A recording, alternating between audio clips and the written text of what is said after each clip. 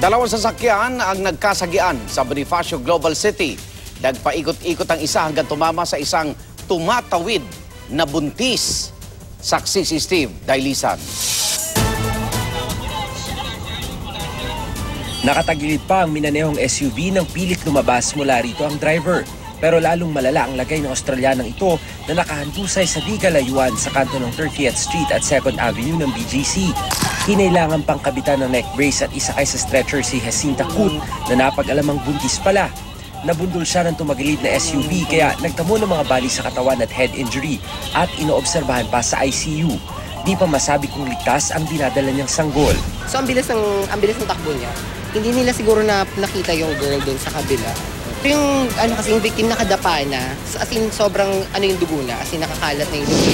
Ayon sa mga saksi, tumatawid sa intersection ng nasa 30th Street na SUV may plakang AAL 6646 na minamaneho ni Rolando Manese.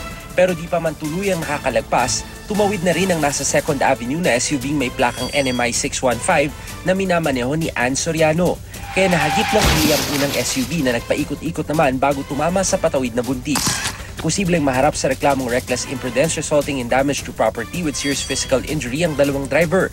Pagpapaliwanagin din ng LTO kung bakit di dapat kanselahin ng lisensya nila. Reckless driving ito, maliwanag na maliwanag dahil dapat nakita niya na, no? Nakita niya na may pedestrian lane dyan, may nakita niya na may tatawid dyan, dapat siya nagpinor na siya, tuminto siya.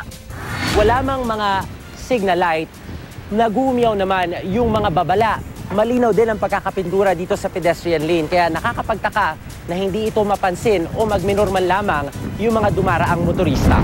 Ayon sa batas, dapat bigyan daan ng mga driver ang sinumang tatawid sa pedestrian lane. Ang problema ayon sa LTO at MMDA, walang paggalang sa pedestrian lane ng maraming motorista. Character and discipline na yan, di ba?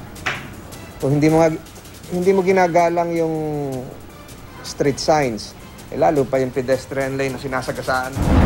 Ako si Steve Dailisan, ang inyong saksi.